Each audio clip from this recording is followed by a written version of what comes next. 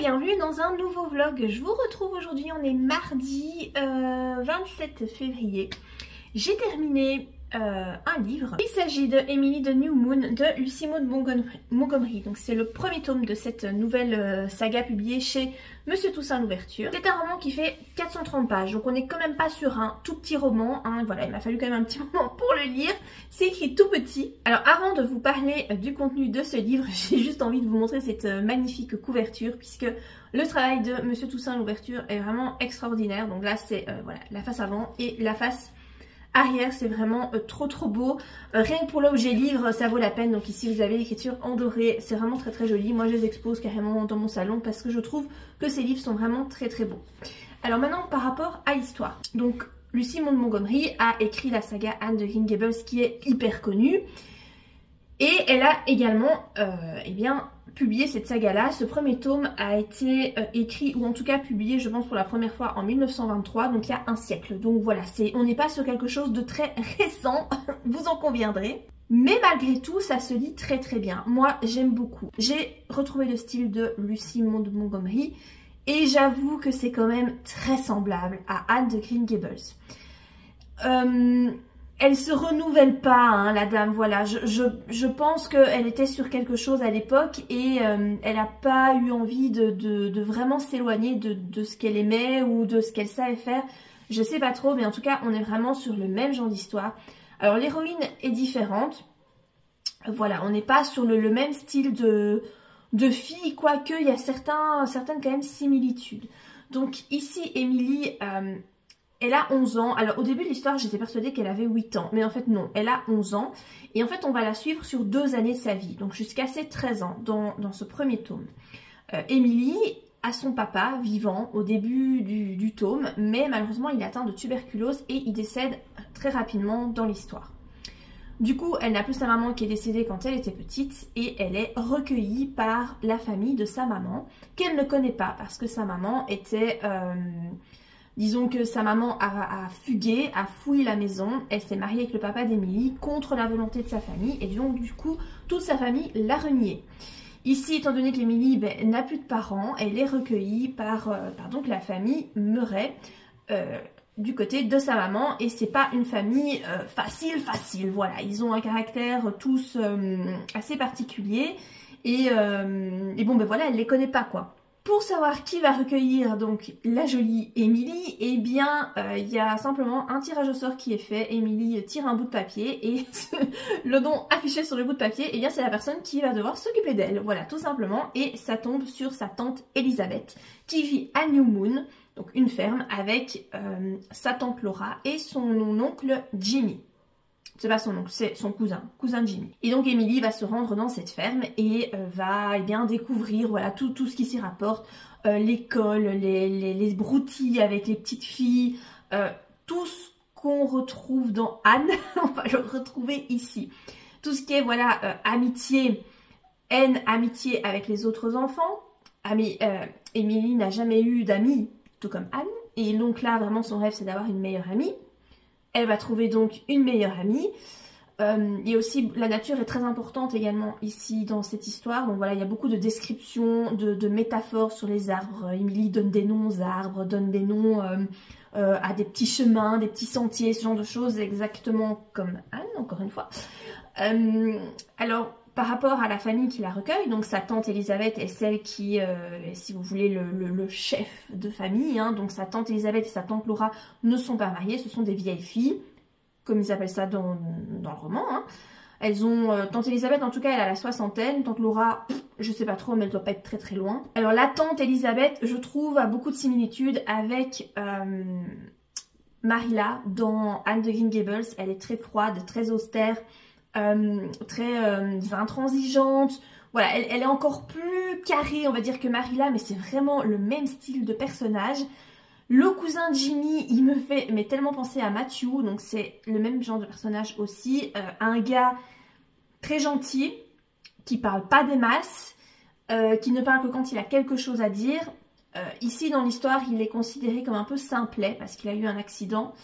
dans sa jeunesse, mais nous on comprend bien qu'en fait il n'est pas si simplet que ça, il est juste un peu différent des autres hommes, mais il n'est pas bête en fait. L'autrice a créé une nouvelle histoire avec des nouveaux personnages, mais elle garde quand même toujours les mêmes personnalités en fait. Elle crée pas de nouveaux personnages ou vraiment quelques petites choses diffèrent, mais très très peu. Moi en tout cas j'ai vu les similitudes très très fort. Emily quant à elle, elle est quand même différente de Anne, tout en ayant des points communs. Voilà, c'est une petite fille qui a quand même un franc-parler, qui est très rêveuse, qui écrit de la poésie. Son rêve c'est d'être poète ou romancière. On reste dans quelque chose de très semblable à Anne. Après physiquement c'est pas du tout la même chose, puisque dans la saga de Anne, Anne est considérée comme une petite fille qui n'est pas jolie parce qu'elle est rousse et elle fait une fixette sur ses cheveux roux. Ici elle a les cheveux noirs, bon, mais elle a un grand front, voilà. Et bon, elle fait un peu une fixette sur ce grand front, elle rêve d'avoir une frange pour masquer ce grand front. On est beaucoup dans... Bon, faut garder à l'esprit que ce roman est écrit en 1923. L'époque n'était pas du tout la même. Là, on voit que vraiment, il y a une fixation sur le physique des petites filles, très fort. Là, il y a des vieilles tantes pas sympas qui n'hésitent pas à lui dire qu'en fait, elle n'est pas belle, quoi. Elle n'est pas jolie, ou que avec tel ou tel très physique différent, elle pourrait être jolie, ou si elle s'entraîne à avoir tel ou tel sourire ou tel regard, elle pourrait être considérée comme jolie, même si elle ne l'est pas vraiment. Enfin, des paroles quand même assez difficiles, ce genre de trucs, tu les dirais plus à l'heure actuelle, mais voilà. C'est l'époque qui veut ça. C'était très sympa, voilà. Moi, bon, on est dans ce qu'on connaît. Il n'y a pas de renouvellement, on est dans ce qu'on connaît. Si vous appréciez Anne de Green Gables, vous aimerez probablement Emily de New Moon, parce que c'est vraiment le même style de livre. C'est vraiment très très très identique. Après, il y a quand même deux choses qui m'ont un peu choquée, je vous avoue, dans le roman. D'ailleurs, j'ai mis des petites notes parce qu'en fait, j'ai relu les passages parce que je me suis demandé si j'avais vraiment bien compris. Parce que, je sais pas, j'étais assez choquée. Je vais vous en parler, hein, voilà, je vais, bon, pas vraiment vous spoiler l'histoire parce qu'en soi, c'est pas quelque chose qui prend énormément d'importance. Mais si vous voulez, à un moment donné, donc elle va en vacances chez une autre tante. Et là-bas, elle va rencontrer un membre de cette famille. Donc ce n'est pas de sa famille à elle, mais c'est de la famille du défunt mari de la tante. Le gars, il a 30 ans. Et Emily, à ce moment-là, a 12 ans. Et il lui dit des trucs qui sont un peu tendancieux. Moi, je me suis dit, mais je comprends. Je me suis vraiment dit que je comprenais mal, mais je ne pense pas que je comprends mal. Je vous cite les exemples que j'ai notés. Donc, il lui dit, donc le gars dit à Emily, « Je devine que tu es une artiste des mots. Il est évident que ce terme ne convient pas. Les étoiles sont prismatiques, palpitantes, insaisissables. C'est rare d'en rencontrer une en chair et en os. Je crois que je vais t'attendre. » Emily répond, « Oh, mais je suis prête à rentrer, dit Emily en se levant. » Puisqu'en fait, ils étaient en balade. Et là, il lui répond, « Ce n'est pas ce que je voulais dire. Peu importe. Suis-moi, petite étoile, si ça ne te dérange pas de marcher lentement. » Etc., etc. Donc, le gars, en fait, il dit qu'il va l'attendre. Et donc, elle, très naïvement, vu qu'elle n'a que 12 ans, elle se dit, « Oh, mais non, mais c'est bon, je suis prête, on peut y aller, quoi. » Et il lui dit, « Non, c'est pas ce que je voulais dire, mais peu importe. » Bon, déjà, là, je tique un peu, je me dis,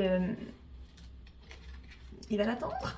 Comment ça, il va l'attendre? Deuxième petit dialogue, donc c'est la page d'après. Donc Emily, elle lui dit, « Ce qui m'inquiète avec l'écriture de romans, lui confie à Emily, ce sont les dialogues amoureux. Je suis sûre que je ne serai jamais capable d'en écrire. J'ai essayé, avoue-t-elle, mais je n'arrive pas à trouver les mots. » Et là, elle lui répond, « Ne t'inquiète pas, un jour, c'est moi qui te les apprendrai. » Le gars a 30 ans, hein. Donc il dit à la gamine de 12 ans, qui s'inquiète parce que voilà, elle n'arrive pas à écrire des histoires d'amour à 12 ans, c'est logique. Il lui dit de ne pas s'inquiéter, qu'un jour c'est lui qui lui apprendra à écrire des dialogues amoureux. Voilà. Et puis il y a encore un passage. Emily lui dit, « Si vous voulez, je peux vous embrasser pour vous dire au revoir, dit-elle en retenant ses sanglots. » Emily n'aimait pas embrasser les gens. Elle n'avait aucune envie de le faire, mais elle l'appréciait tant qu'elle estimait lui devoir toutes les courtoisies. Avec un sourire, Dean, donc Dean c'est le mec de 30 ans, observa son visage si jeune, si pur, si délicatement modelé. Et là, il lui dit « Non, je ne veux pas que tu m'embrasses, 3 petits points, pour l'instant. Notre premier baiser ne devrait pas avoir un parfum d'adieu. » Voilà. Bon, la première fois, je me suis dit, j'ai un esprit mal tourné, dans le premier passage que je vous ai lu. Puis le deuxième passage, je me suis dit, mais non, c'est tendancieux quand même. Et puis ce dernier passage, avouez quand même, c'est quand même pas moi. Non, c'est tendancieux, non, c'est bizarre. Je rappelle que le mec a 30 piges et elle a 12 ans. C'est comme si mon mec qui a 31 ans allait draguer la copine de ma fille qui a 11 ans, tu vois. La différence d'âge n'est pas un problème. Avoir 18 ans de différence d'âge entre deux adultes ne me pose pas de problème, mais c'est un enfant. Et là, c'est un enfant. Et le mec, alors il ne fait rien par rapport à elle de mal, mais il s'imagine que dans quelques années, ben, il va la choper, quoi. Comment est-ce que tu peux te dire, en voyant une petite fille de 12 ans, que potentiellement, dans une dizaine d'années, tu auras envie de te la faire? Voilà, je le dis un peu crûment, hein, mais bon... Franchement, je vous jure, ça m'a choquée. Je me suis dit, mais c'est normal d'écrire ce genre de choses, c'est vraiment bizarre. Et le deuxième truc qui m'a un peu chiffonnée dans cette histoire, c'est que vous avez un personnage, il y a un petit garçon, comment il s'appelle, Teddy, qui vit seul avec sa maman, donc il n'y a pas de papa, je ne sais plus ce qu'est devenu le père, mais bref, il est tout seul avec sa maman, donc il a le même âge que Emily, hein, il a 11, 12 ans, 13 ans, eh bien, la relation qu'il vit avec sa maman est très toxique. Et c'est mentionné, mais pas... c'est juste mentionné, en fait, sans que l'autrice porte un jugement en disant que c'est toxique. Alors que, enfin, je sais pas, moi, j'ai trouvé ça choquant. Qu'elle dénonce ça, ok, mais là, elle le dénonce pas, elle apporte pas de solution ni rien, c'est juste, bon voilà, c'est comme ça, la mère est comme ça avec son fils. La mère est tellement jalouse, elle veut tellement garder son fils pour elle, qu'elle a noyé les chats de son fils. Parce que son fils était trop accroché à ses chats, il adorait ses chats, il les aimait tellement que la mère était jalouse des chats, donc elle a noyé les chats. Et tout le monde trouve ça normal. Comment tu peux écrire ça en fait? Le Teddy, à notre époque, il devient un psychopathe, hein.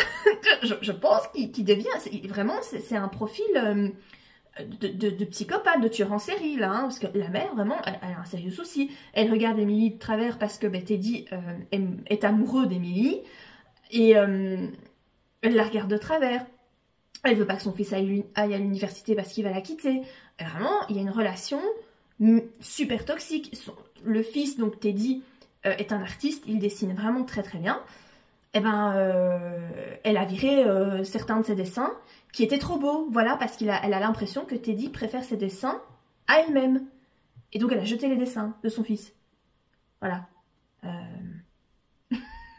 Je ne sais pas, Et moi, franchement, j'ai été un peu choquée, voilà, je vous avoue, je n'ai pas trop...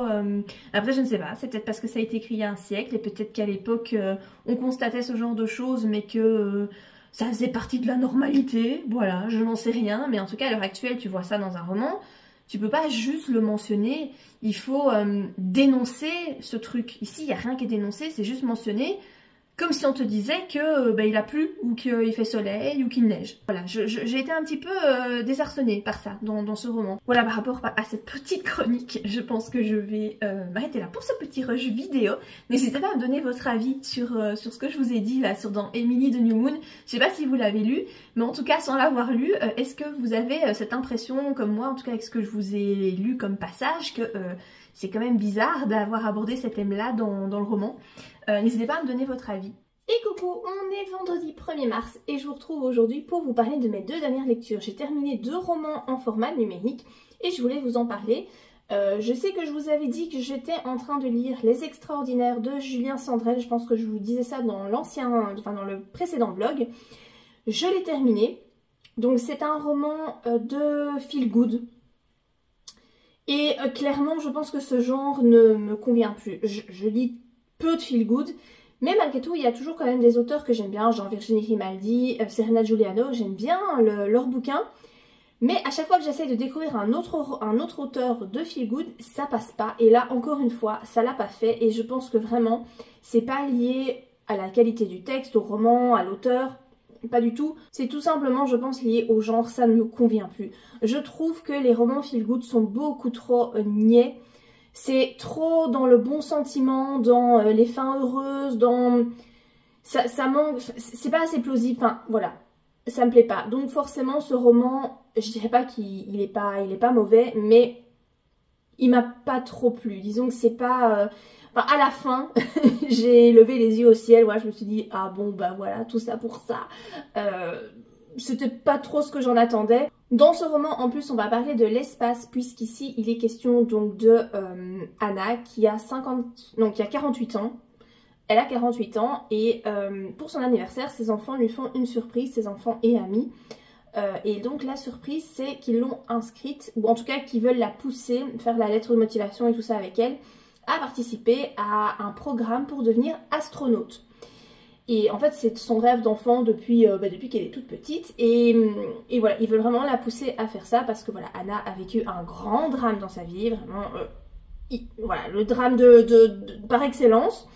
Et depuis, elle a beaucoup de mal à s'en relever. Et voilà, disons qu'elle a une vie plan-plan. Et ses enfants voudraient bien la sortir de là. Donc forcément, on va parler de tout ce qui se rapporte à l'espace, fusée, NASA, tout ce que vous voulez. Et clairement, moi, c'est pas un thème qui m'intéresse. Hein. Moi, je suis pas du tout... Je suis pas une scientifique. Et c'est vrai que tout ça, j'ai appris des choses en lisant le roman. Donc tout ce qui est test de sélection pour les astronautes. Voilà, j'ai appris certaines choses. C'est intéressant. Après, voilà, c'est pas le thème qui va vraiment me transporter. Moi, je rêve pas du tout d'être astronaute. Jamais je ne mettrai un pied dans l'espace. Ça fait clairement pas partie de mes rêves. Loin de là. Donc forcément, je ne me sentais pas trop concernée par déjà le thème principal. Ensuite, voilà, on va suivre Anna qui a donc vécu un grand drame. Elle va sympathiser avec un groupe de personnes lors des premiers tests. Ce groupe de personnes va s'appeler les Extraordinaires. Et donc ils vont se réunir à Tenerife pour la suite des épreuves, pour s'entraîner, etc. Donc il y a beaucoup de scènes qui se déroulent à Tenerife, donc la nature est fortement décrite, etc. Encore une fois, je m'en fous. Voilà, Tenerife, c'est pas du tout une île qui m'intéresse.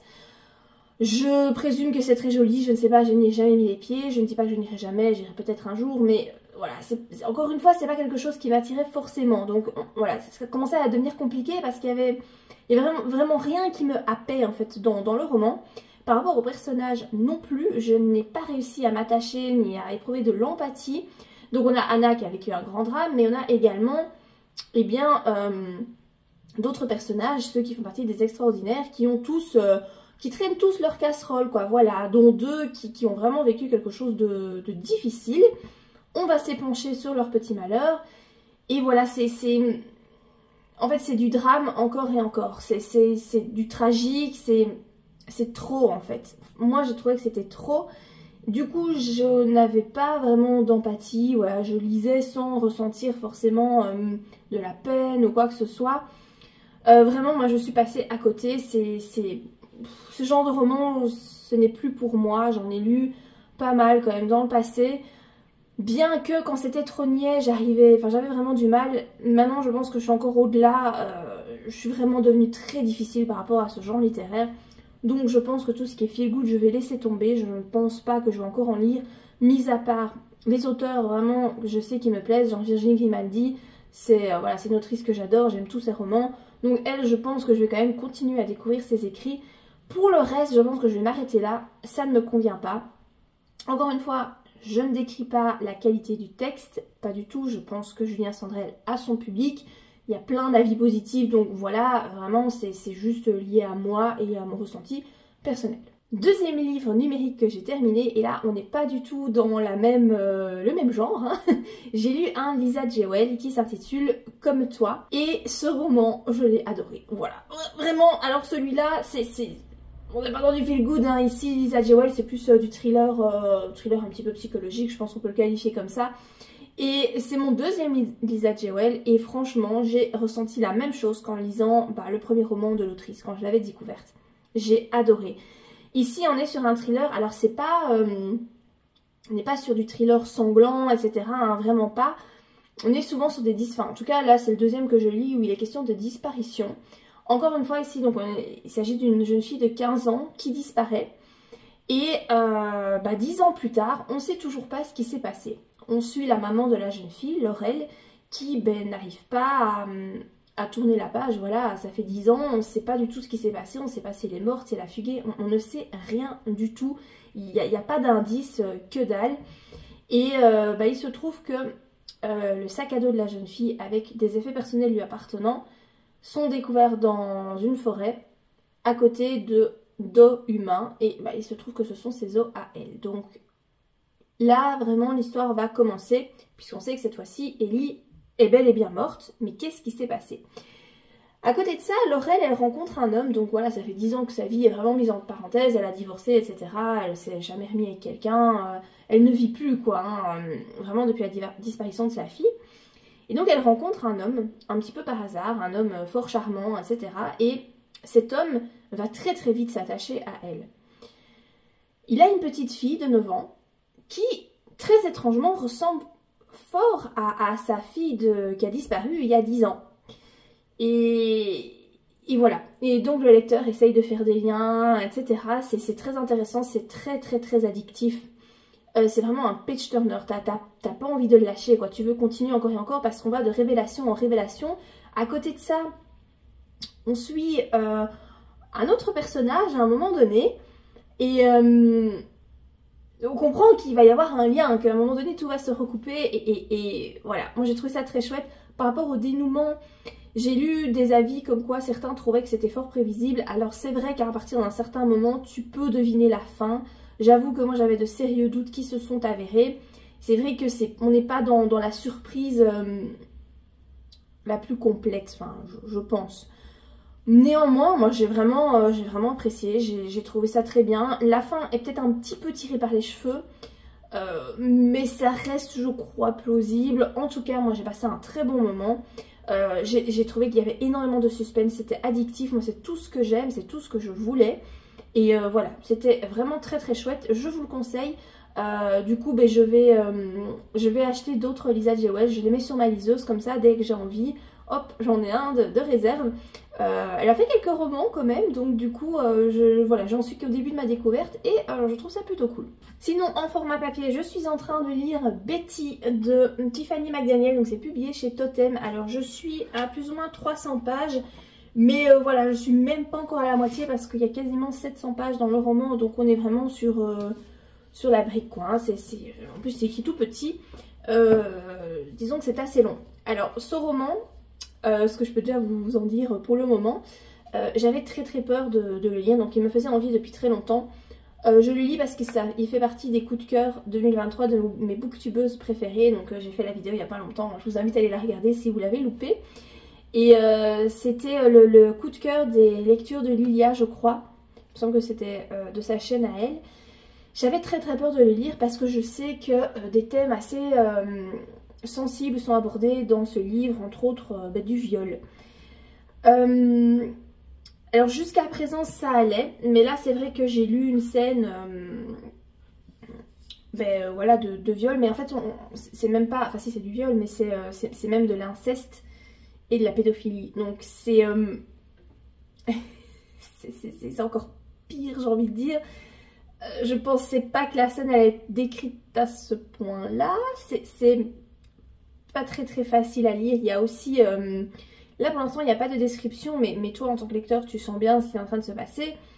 T'as de l'inceste au sein de la famille et tu sens qu'à un moment donné ça va péter à la gueule de tout le monde, quoi. Voilà, c'est super bien écrit. Alors il y a plein de très très belles leçons parce que donc ici on suit une petite fille qui est à moitié Cherokee et à moitié blanche, mais pas de bol pour elle, donc on est dans les années 60 aux États-Unis. Elle ressemble très fort à son père Cherokee et elle n'a pas grand chose de sa mère blanche, elle est vraiment très très typée indienne. Ce qui n'est pas une mauvaise chose en soi, absolument pas. Moi je trouve ça très cool, mais à l'époque ça l'était pas. Hein. Voilà, ils valaient mieux ressembler plus à des blancs que à une Cherokee. Donc elle fait partie d'une famille de 8 enfants, dont 2 sont décédés, donc il n'y en a plus que 6. Et elle est apparemment celle qui est la plus typée Cherokee. Et donc voilà, on va vraiment suivre sa vie à elle, à Betty et à sa famille. Et ce que j'aime beaucoup dans ce roman, c'est le papa. Parce que c'est, je trouve, assez rare de trouver des romans où le papa tient une si jolie place, où le papa n'est pas malfaisant. Hein, parce que souvent, les papas sont, quand ils ont une place dans l'histoire, ils sont rarement voilà, bienfaisants et voilà, décrit, enfin, ils tiennent rarement, je trouve, un rôle assez sympa dans l'histoire. Ici, le papa est vraiment super, il adore sa petite fille. Il lui apprend plein de choses sur la culture Cherokee, sur le fait de respecter la nature, etc. Moi, j'aime beaucoup, ça me parle énormément. C'est très très beau à certains aspects, et puis tu as des aspects qui sont hyper noirs. Donc, voilà, je ne sais pas jusqu'où... voilà, on a déjà eu des scènes assez compliquées, je pense qu'il va y en avoir d'autres, voilà, on verra bien. Mais on a de la peine pour cette petite fille parce que là, jusqu'à présent, elle n'a rien vécu de trop difficile. Ça va, elle a 9 ans. Là où je suis arrivée, elle a 9 ans. Ça va. Bon, elle est méprisée par les petits copains de l'école, etc. Ça oui. C'est pas toujours facile parce qu'ils emploient des mots vraiment très difficiles et elle souffre, mais voilà, il lui arrive rien de vraiment très très grave. Mais par contre, autant son papa est génial, autant sa mère, c'est compliqué quoi. Mais tu comprends un petit peu au fur et à mesure de l'histoire pourquoi sa mère est comme ça, aussi exécrable. Et voilà, mais elle a des paroles tellement dures envers sa petite fille, c'est vraiment... c'est parfois très dur à lire quoi. Donc voilà, par rapport à là où j'en suis dans ce roman, je ne suis pas sûre que vous aurez mon avis final dans cette vidéo-ci parce que je vous dis, voilà, il me reste quand même 400 pages à lire. Et ce week-end, je ne vais pas avoir le temps de lire, pas beaucoup, donc je vais certainement pas le finir ce week-end. Or, j'aimerais bien clôturer ce vlog dimanche, si j'y arrive. Donc, je pense que vous n'aurez pas mon avis final, donc ce sera pour le prochain vlog, mais comme ça, je vous en aurai quand même déjà dit quelques petits mots. Je vais aussi enchaîner avec ma petite sortie de demain, ça fera une petite introduction pour les images qui j'espère suivront, donc j'espère que je vais réussir à filmer un petit peu. Demain, je vais au salon Made in Asia, donc à Bruxelles, Bruxelles Expo, je pense. Ouais, je crois que c'est là. C'est pas loin de l'Atomium. Bon, c'est la 3e fois que j'y vais. J'y suis allée là en septembre et j'y retourne. Alors, j'y retourne clairement pour faire plaisir à ma fille qui est trop fan de manga, d'anime, etc. C'est toute sa vie. Elle avait adoré quand on avait été en septembre et donc voilà, là, c'est pour lui faire plaisir. On y retourne et j'ai quand même un petit but lors de cette visite, c'est de pouvoir rencontrer Zoé Vidéo puisqu'elle vient en dédicace et donc j'ai trop envie de pouvoir lui parler et de faire ma photo. Voilà, je vais faire ma groupie à mon âge, oui. Donc j'espère que je pourrai vous montrer dans les images qui suivent ma rencontre avec elle. On verra si j'y arrive ou pas. Tout va dépendre en fait de la file parce que si tu as 2 heures de file, c'est pas possible. Moi avec ma fille et puis sa petite copine qui vient avec, oh, ce sera juste pas gérable et puis j'ai pas envie de perdre 2 heures de ma journée à attendre dans une file. Donc on verra en fonction des gens qui seront là pour pouvoir la voir, faire une photo et discuter avec elle. Je vais essayer de vous filmer un petit peu tout ce qu'on trouve, etc. Voilà, je sais qu'en septembre quand j'y étais allée, c'était très compliqué parce qu'il y avait tellement de monde, c'était horrible. On se marchait tous les uns sur les autres. Moi je déteste la foule, ça m'angoisse. Voilà, j'aime vraiment pas ça. Je prends sur moi parce que je sais que ça va être comme ça, je sais très bien. Là j'ai vu que pour le samedi, il y avait 93% des places qui avaient été vendues. Donc je pense que ça va être blindé. Ça va être blindé. Mais bon voilà, quand t'as des enfants, eh bien tu te sacrifies et tu fais en sorte de leur faire plaisir. Donc voilà, j'espère que dans la suite de la vidéo, vous aurez des petites images de cette journée.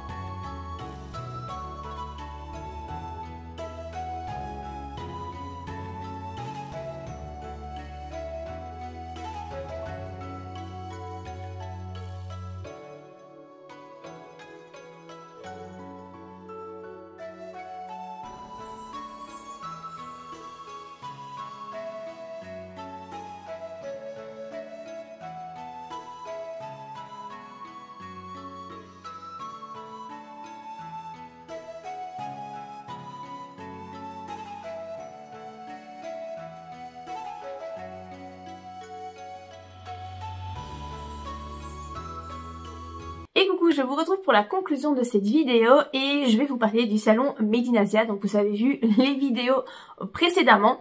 Alors la grande question, est-ce que j'ai réussi à rencontrer Zoé Vidéo ou non?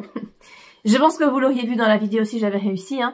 Ben non, j'ai pas réussi à la rencontrer. Alors je l'ai vue de loin. Mais disons que j'étais un petit peu dégoûtée et je pense que je ne dois pas être la seule. Alors heureusement moi je ne suis pas venue au salon exprès pour elle, c'était pour ma fille que je suis allée au salon Made in Asia. Mais je me dis que les gens qui sont venus pour elle et qui se sont retrouvés dans ma situation doivent pas être fort contents. Si vous voulez, au matin, donc il y avait 2 séances de dédicaces. Le matin c'était de 10h à midi. Et en sachant que le salon ouvre à 10h. Donc nous, on n'était pas là à l'ouverture, mais on est arrivé qu'il était plus ou moins 10h15. Voilà, donc on était quand même là assez tôt. On a franchi les portes et on a été directement vers l'endroit où se faisaient les dédicaces. Donc quand on est arrivé à l'endroit des dédicaces, il était 10h40 environ. Et en fait, eh ben, la file était fermée, hein, voilà, tu pouvais plus rentrer dans la file. Ils avaient tout fermé. Donc déjà j'étais dégoûtée, mais je me suis dit c'est pas grave, il y avait une deuxième séance de dédicace de 15h à 17h. Donc pour être sûr de pouvoir rentrer dans cette putain de file, on s'est dit que eh bien on allait y être 1 heure à l'avance. Donc à 14h on était devant la file et on s'est fait remballer. Voilà, j'étais vraiment dégoûtée. Donc les gens étaient déjà là depuis plusieurs heures, donc je sais pas, il y en a qui ont fait la queue pendant à mon avis 4-5 heures, je ne sais pas, puisque la séance de dédicace ouvrait à 15h, il était 14h, il ne prenait plus personne dans la file. En fait il s'arrêtait à 21 personnes pour la dédicace, parce que Morgane, donc de la chaîne Zoé Vidéo, prenait entre 10 à 15 minutes par personne. Voilà, je vous avoue j'étais dégoûtée hein, parce que là la dernière personne dans la file c'était en plus une femme enceinte et là le monsieur nous a dit elle en a pour 2 heures d'attente, enfin 2 heures, 3 heures puisque t'avais encore 1 heure avant que la dédicace commence, plus comme elle était la dernière de la file on supposait 2 heures d'attente. Donc voilà, j'ai trouvé ça vraiment abusé. Alors je me doutais qu'il allait y avoir beaucoup de monde pour sa dédicace. Mais bon, je me suis dit qu'en arrivant quand même 1 heure à l'avance, j'allais avoir une place dans la file, quoi. Eh ben non, pas du tout. Donc, alors, je comprends que Morgane ait envie de parler avec les gens, mais 15 minutes par personne, c'est peut-être un peu beaucoup, quoi. Voilà. Du coup, en vrai, elle a pu voir, 42 personnes sur la journée, alors qu'il y a des milliers de gens qui viennent à Made in Asia, 41 personnes sur des milliers de gens. Ben c'est un peu moyen, donc je vous avoue j'étais un peu dégoûtée et j'ai pas trouvé ça très normal en fait, mais bon voilà tant pis, j'en ai pas fait une maladie, hein, c'est pas grave, j'ai pas eu ma dédicace, bon voilà basta. J'ai quand même profité du salon du coup, j'ai eu le temps en arrivant tôt de voir tout ce que je voulais. Alors je vous conseille si vous voulez faire ce salon d'arriver à l'ouverture ou en tout cas comme moi vers 10h20. Parce qu'il n'y a pas trop de monde. Alors il y a déjà du monde, il y a déjà beaucoup de monde, mais il y en a, ça va, en fait t'arrives à circuler plus ou moins facilement, t'arrives à voir les petites échoppes et tout, ça passe. Si t'arrives dans l'après-midi, comme je l'avais fait au mois de septembre, c'est mort, c'est l'enfer, tu n'avances plus, c'est l'horreur. Nous on est resté jusqu'à 2h30. Vu que on avait tout fait, on n'attendait plus que la dédicace. Vu que je me suis fait remballer à 2h, comme quoi je pouvais pas faire la dédicace, en fait on est parti. Voilà.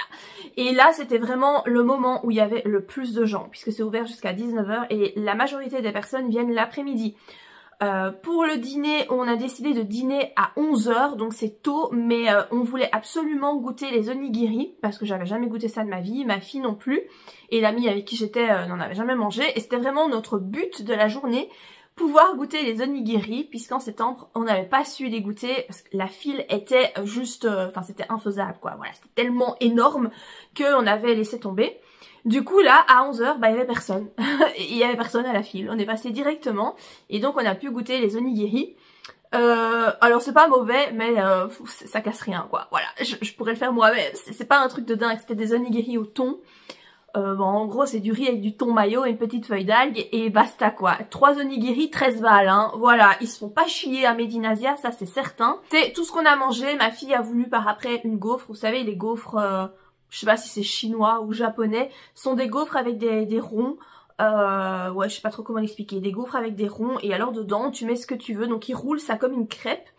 Et tu mets de la glace dedans et puis tu peux mettre de la crème fraîche, du chocolat, des vermicelles de chocolat par-dessus, enfin ce que tu veux.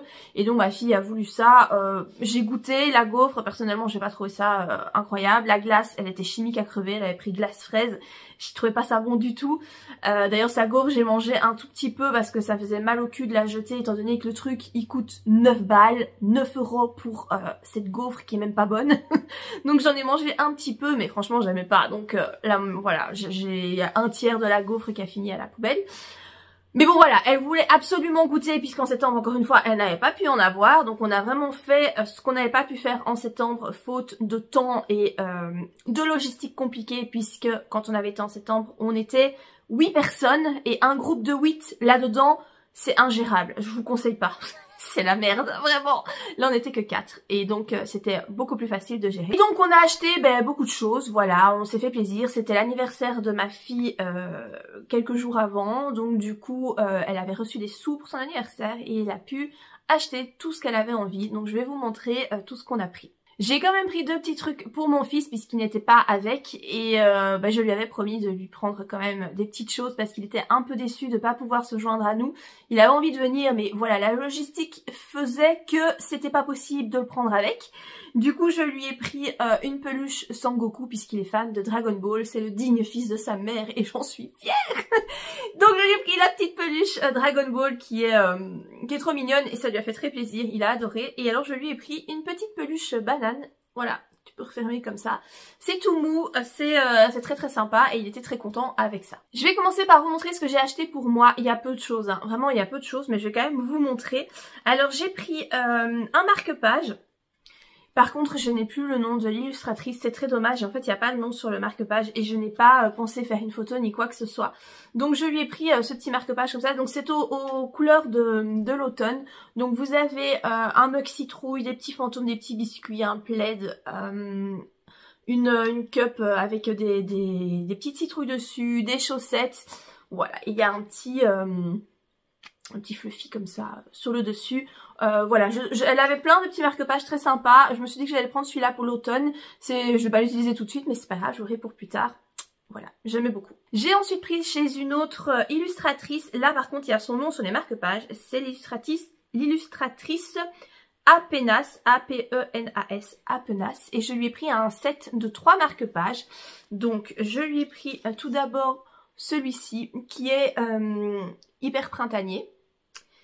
J'ai pris ensuite des petits fruits qui est peut-être un peu plus été celui-là, mais je n'ai pas de marque-page sur le thème de l'été, donc j'étais fort contente de trouver celui-ci. Et puis je lui ai pris finalement celui-ci, donc là ce sont des petites planètes dans des teintes un petit peu pastel. Je trouve que ça va bien aussi pour les teintes printemps-été, voilà, je trouvais ça très mignon. C'était 5 € le lot de 3 marque-pages, donc je trouve que niveau prix ça allait. Pour moi, je me suis pris des baguettes parce que j'en ai pas. Alors j'ai pas souvent l'occasion de manger avec des baguettes parce que on commande jamais chinois à la maison. Disons que moi où je vis, il y a rien dans les alentours. Tu dois prendre ta voiture et faire 20 minutes de voiture pour pouvoir avoir quelque chose, enfin 15-20 minutes. Je crois qu'à 15 minutes t'as déjà moyen d'avoir voilà, un service où tu peux aller chercher des plats chinois. Mais 15 minutes aller, 15 minutes retour, moi j'ai la flemme. Donc du coup je ne commande jamais, mais bon. Voilà, je me suis dit comme ça j'aurais quand même des baguettes, on sait jamais. Et donc j'ai pris celle-ci avec, vous avez comme motif, je sais pas si on verra très bien, c'est une geisha en fait sur le dessus ici. Voilà, des petites baguettes toutes simples en bois mais que je trouvais jolies. Et finalement, la dernière chose que j'ai acheté pour moi, c'est ce petit bol. Voilà, j'ai acheté au même stand que les baguettes. Donc j'ai pris ce petit bol avec des petits chats. Voilà, donc vous êtes comme ça. Et là il y en a un qui est à l'envers. Et alors à l'intérieur, il y en a un aussi. Je le trouvais trop chou, voilà, il y en avait plein des mignons. Mais bon, vu mon amour pour les chats, je me suis dit, ah, je vais prendre les petits chats. Je le trouve vraiment trop chou, il est vraiment très beau, il est bien fait. Il est fabriqué au Japon, donc ça c'est cool. J'ai pas de marque à vous donner parce que j'ai enlevé l'étiquette, donc je sais pas du tout si ça peut être commandé par internet. Mais en tout cas, moi j'ai pris celui-là sur un petit stand. Voilà pour ce que j'ai acheté pour moi. Je vais passer maintenant aux achats pour ma fille. Donc pour elle, j'ai pris des baguettes aussi, hein, mais seulement j'ai pris des baguettes, vous savez, le petit truc pour les enfants. Donc elle a choisi celle-là parce qu'elle sait pas, elle maîtrise pas encore je ne maîtrise pas non plus, hein. Si je pense qu'un japonais qui me voit manger avec des baguettes, il se marre. Vraiment, je ne maîtrise rien du tout. Je fais vraiment à l'instinct et mon instinct n'est pas terrible. Mais voilà, ma fille c'est encore pire, on va dire. Donc du coup, je lui ai pris ces petites baguettes-là pour qu'elle puisse s'entraîner. Elle a pris ce petit doudou avocat, donc c'était au même stand que le petit doudou banane que je vous ai montré. Donc voilà, un petit avocat qui est trop mignon, tout fluffy, tout mou, vraiment trop chou. Alors elle a quand même pris une figurine, elle adore ça, elle fait la collection et vous allez voir, il y a un thème général qui se dégage de ses achats et c'est Nezuko, pour ceux qui connaissent. Donc ça vient du manga Demon Slayer, hein, voilà. Moi à la maison, je bouffe du Nezuko matin, midi et soir. Il y en a que pour Nezuko. Elle avait un déguisement aussi lors elle était déguisée hein, pendant le salon Made in Asia. Elle était déguisée en Nezuko, bien entendu. Voilà, c'est Nezuko. Et donc ici c'est Nezuko format petite. Donc ceux qui connaissent un peu le manga, Nezuko comme c'est un démon peut se grandir ou se rapetisser. Je sais pas comment on dit. Bref, se faire toute petite. Et là c'est quand elle se fait toute petite. Au début du manga elle le fait déjà. Donc voilà, elle a choisi celle-là. Alors dans un stand, il y avait, en fait, si tu prenais, tu pouvais choisir 4 choses pour 10 € et tu avais droit aussi à ce tote bag en forme de bubble tea. Donc autant te dire que niveau commercial, ça marche fort. Hein. Voilà, moi ma fille évidemment, elle pigeon. Donc elle a pris ça. Ça vient du site mostcutest.eu. Voilà, vous avez le site ici. Donc là-dedans, elle a mis 4 choses. Et elle a choisi ce petit bic très mignon avec un petit hamster. Donc c'est un petit bic, voilà, tout simple comme ça. Allez donc, le petit hamster. Et puis elle a choisi 3 espèces de petites figurines. Donc d'abord un squishy, parce que oui ici on est fan de squishy. J'en ai plein dans la maison partout. Un squishy comme ça en forme de petit chat. Et puis elle a pris 2 petits, en fait ça fait du bruit. Voilà, tu dirais un jouet pour chien, enfin bon. Elle en a pris 2 en fait, elle a pris un rose et un bleu. Donc ce sont des axolotes, hein, voilà, pour ceux qui connaissent, parce que ici on est fan aussi d'axolotes. Ici c'est un peu toujours les mêmes choses qui reviennent, hein, mais bon, que voulez-vous. Elle a choisi des porte-clés. Donc je pense que c'est un petit artisan, mais je vous avoue que je ne sais pas, j'ai un QR code ici, mais je ne sais pas du tout quel est le site, quel est cet artisan, je n'ai pas noté, on l'a acheté et puis voilà. Donc c'est en fait un petit porte-clés.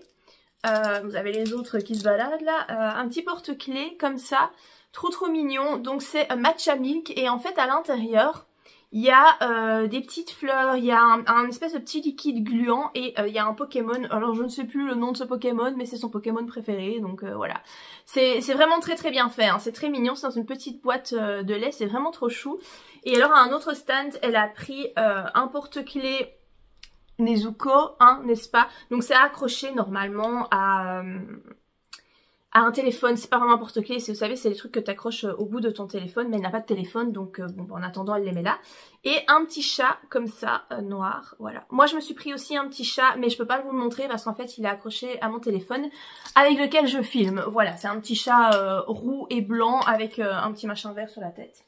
Elle a acheté cette petite lampe Nezuko, donc je vais l'allumer pour vous montrer, voilà, je pense que là on voit un petit peu mieux. Donc en fait ça change de couleur, hein. Vous pouvez mettre la couleur que vous voulez, il y a une petite télécommande avec, c'est vraiment très bien fait. Alors ça marche sur secteur ou sur pile, donc là on a mis des piles dedans.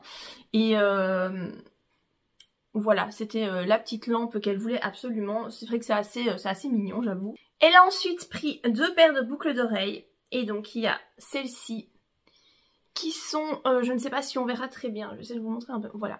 Des petits pois, voilà, c'est vraiment très bien fait, je pense que c'est fait en pâte Fimo, vous avez vraiment le petit visage et tout, c'est trop chou, voilà. Des petits pois, et il y a une autre, un autre artisan, donc ce sont à chaque fois des femmes hein, qui font ça. Elle a pris des petites bananes, et en fait les bananes sont phosphorescentes, donc dans la nuit tu les vois briller, c'est vraiment très bien fait, c'est vraiment très chou. Et alors là, je vois qu'elle a gardé les petites cartes, mais je ne sais pas vous dire laquelle a fait quoi comme boucle d'oreille. Mais il y a Happy Miaou Création. Et alors, ah ben non c'est la même, c'est Happy Miaou Création. Donc voilà, il n'y en a qu'une des deux. Je vois qu'elle a un compte Instagram. Et voilà, elle a une adresse mail. À mon avis, on peut commander ses créations sur Instagram, je suppose, je ne sais pas trop. Et donc c'est une des deux artisanes qui ont fait les boucles d'oreilles, mais je ne sais pas vous dire lesquelles, je ne me rappelle pas. Ensuite, on a pris deux affiches. On a pris d'abord celle-ci, donc qui est toujours Nezuko. Alors le cadre n'est pas fourni avec, tu as juste l'espèce, c'est une carte en fait, mais elle est vraiment très jolie et il y a un, c'est doré, je sais pas si on verra bien parce que j'ai le reflet de la lumière, mais en fait tout ça est doré, c'est vraiment très très joli, vraiment celle-là elle est vraiment sympa, donc on l'a mis dans un petit cadre. Et alors la seconde qui est vraiment magnifique, c'est celle-ci que j'ai mis aussi dans un cadre, donc j'espère qu'on verra bien. Et en fait c'est un... Vous voyez, ouais, on voit la caméra. Ça change en fait dans la façon dont tu regardes. Donc t'as Nezuko gentil et puis t'as Nezuko démon. Voilà, celle-ci, alors celle-ci, elle a coûté la blinde. C'était 25 balles. T'as pas le cadre, hein. Le cadre, c'est moi qui l'ai fourni. Mais je vous avoue que c'est vraiment très beau et ça donne super bien dans sa chambre. Donc voilà, c'est cher, mais disons que l'effet est quand même là et voilà, elle est super contente, j'ai mis au-dessus de son lit, elle est heureuse, c'est tout ce qui importe. Donc voilà, je vais clôturer la vidéo ici avec donc tous ces achats faits à Made in Asia. Pour ceux qui sont fans de tout ce qui est kawaii et tout ça, franchement c'est le paradis, hein. Je vous avoue que je l'ai fait pour elle, mais j'étais quand même contente moi de pouvoir regarder, tout est beau, t'as envie de tout acheter, mais tout est horriblement cher évidemment. Écoutez, j'espère que la vidéo vous a plu, je vais essayer de vous retrouver des liens de sites internet, des petits artisans que j'ai vus à Made in Asia où j'ai acheté des petites choses, je suis pas sûre que je vais retrouver pour tout, mais ceux que je retrouve, je vous mettrai en barre d'infos. N'hésitez pas à commenter la vidéo et à la liker si vous l'avez appréciée, et moi je vous dis à bientôt pour de prochaines vidéos. Bye!